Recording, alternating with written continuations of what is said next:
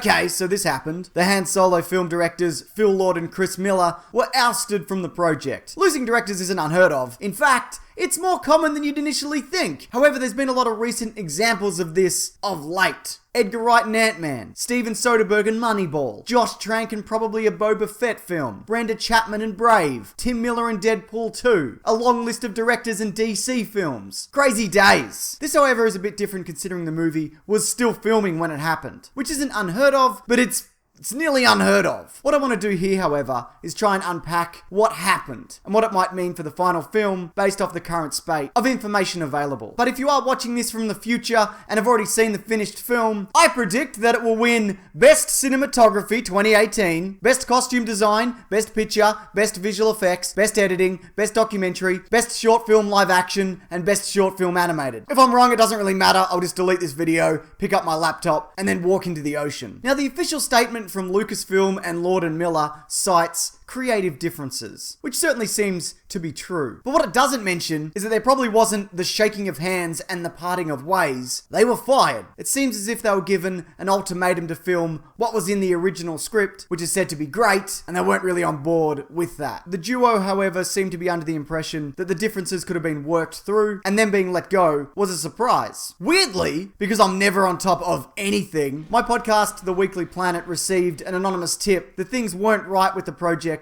a few weeks ago. I say weirdly because we're not in the loop with this kind of stuff at all. I might actually play a clip from that episode, however, as it could potentially offer a little more insight. So here it is. What up, James and Mason? It's me, James, the guy who told you the story about the pesky prunes of Woody Harrelson. That's right. Okay, sorry, I just want to quickly mention that prunes thing relates to another tip we got about Woody Harrelson holding up production due to a mix-up between organic and inorganic prunes. I can't speak to the validity of that, and it almost certainly has nothing to do with anybody getting fired. Maybe like a PA or something, I guess. But I just wanted to mention that because I feel, out of context, that's a really weird thing to hear about. Okay, on with the clip. I have more of a scoop from a friend of mine working on the blank team of the Han Solo film. He actually named it, but I feel like I shouldn't say that in case he's fired. Yep.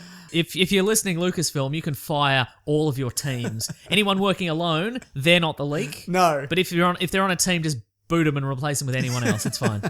The word is that there are a number of reshoots for the film, as though the scripts are meant to be very funny. The action set pieces and acting are thought to be weak by Kathleen Kennedy. Ooh. That tells a slightly different story than the one we've gotten, though what it does have in common with most things is that Kennedy was unhappy with the work being done on the film. According to other sources, the directors favoured more cheekiness and improv on set. Kathleen Kennedy and Lawrence Kasdan, however, were believers in adhering closer to the script, and were also concerned that the directors were deviating too much from the franchise's house style. There was also talk that the version of Han Solo that Lord and Miller were going for was far more comedic, whilst higher-ups wanted something more in line with what we've gotten in previous movies that are technically sequels to this film, you know, where he's all sarcastic and selfish, but also before he was all confused regarding what he'd witnessed between Luke and Leia after he found out they were related. I reckon that's why he let himself be stabbed. I think that whole incident messed with his internal sense of right and wrong. It's been said that from day one, Lord and Miller balked at the tight controls that were being enforced on set. In their experience, they'd been given the freedom to make pretty much whatever they wanted, with the results proving them more than capable as directors. I can understand when you're coming off the back of a really solid slate of films, then yeah, it would be insulting to be treated like you didn't know what you were doing. So who's to blame? Well, you know, I don't know. Star Wars News Net actually cited Alden Ehrenreich himself as drawing Lucasfilm's attention to the project, raising concerns that the movie was getting off track. One source even cited that his character was somewhat similar in nature to Ace Ventura, and that sounds weird, but better than The Mask, I guess. The Mask is no good. Also, the whole thing apparently became very meta, which works for something like Jump Street or the Lego Movie, but I wouldn't really think so in a Star Wars film. This also became really apparent when the assembly cut was being made, and whilst individual scenes looked great, as a whole, it didn't really mesh. Okay, so let's say that the version that was being filmed didn't adhere to the Disney version. You'd only have to look at Lord and Miller's filmography to get an idea of what you're in for. The film that everybody wanted to make really should have been a lock before the camera started rolling. And I'd imagine that the conversation should have been had, or maybe it even was, that hey, we've all decided on this script, yeah? But look, on the day, seems we've got some pretty talented actors, some of which with some pretty incredible improv skills. Let's film what's on the page, but then also try to get some other stuff on the day. Of course,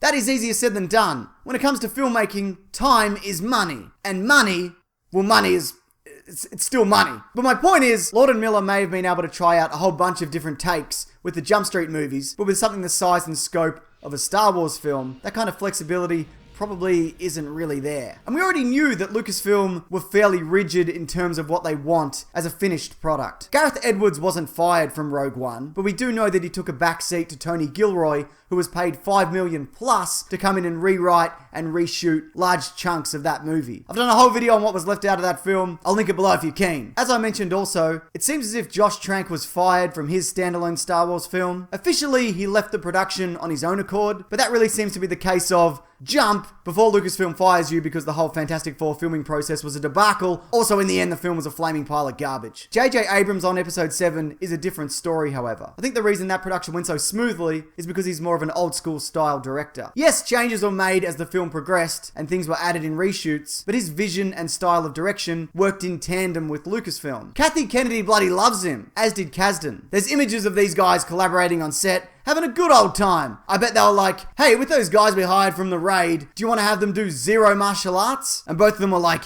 oh my god, that would be amazing. No one would expect that. Rian Johnson for Episode 8 has gone on record saying he's had as much creative control on The Last Jedi as he's had on any film. Also, someone asked him if he's been fired, and he was like, what? Then that person clarified that a number of fans were concerned about the goings-on over at Lucasfilm, and he said nothing, meaning he's definitely fired. But yeah, I guess really, with Rian Johnson, it's more of a case of them trusting his abilities and being happy with what he's been producing. I want to get back to Kasdan, however. For those unaware, Lawrence Kasdan is a legend in Star Wars. He basically rewrote The Empire Strikes Back in a second draft and penned a lot of Return of the Jedi. I also remember reading something some time back that Lucas wanted him to return for the prequels, but he declined, citing that he'd rather Lucas balls that up by himself. I mean, that he thought that was his story to tell. The other thing is, he knows the character of Han Solo inside and out. He's been writing for him since the late 70s. Now, I know people will say that Empire Strikes Back came out in 1980, but he would have had to have written it before filming began in 1979. So yeah, it was the 70s. What a time to be alive. I mean, not really. All eras from the past seem horrible compared to today. Take, for example, I ordered a copy of Jedi Power Battles on PlayStation 1, and it just showed up on my door. I didn't even want it. I just bought it on a whim, and now I have it for some reason. That's crazy. I couldn't have ordered that in 1979 for so many reasons. Kasdan, though, is an old school filmmaker, and I don't think there's anything wrong with that, but I can see how his sensibilities would have clashed with Lord's and Miller's, especially after working with J.J. Abrams, who's like the embodiment of somebody snatching Spielberg from 1987, dropping him in the present day, then hitting him in the head with a mystery box. But the thing is, for me, I've never really been interested in this film. I mean, there's a lot of things I like about what's happened with it, the cast for one, and I thought getting Lord and Miller was a good choice. I like the idea of different creatives bringing their particular vision to a franchise. I mean, look at what James Cameron brought to Alien. Look at what Matthew Vaughn brought to X-Men. Look at what Lawrence Gutterman brought to The Mask. Yeah, it doesn't always work out, but I always hated The Mask. Like I said earlier,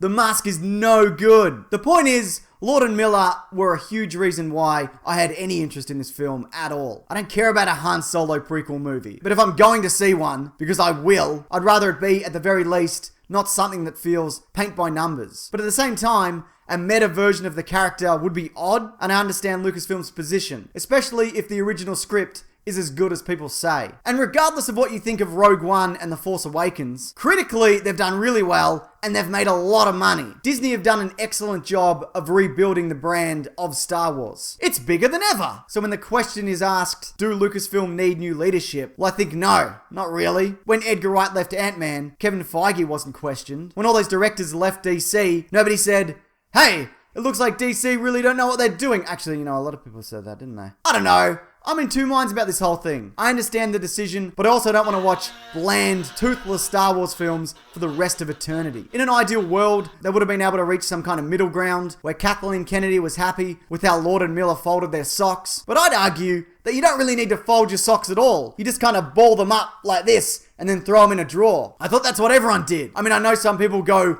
loose socks in a drawer, but that's madness. If that's you, if you do that, you need to get your sock game in check, especially if your name is Colin Trevorrow and you're slated to direct Episode 9. This message is specifically to Colin, even though he won't see it. Take care of your socks, mate. Oh, what am I doing? We should wrap this up. What do you think about all this? And are you happy with Ron Howard taking over as director? You see, you're supposed to ask a question at the end of a YouTube video to drive up viewer engagement. or whatever. Actually, I want to know how you fold your socks also. No judgment from me.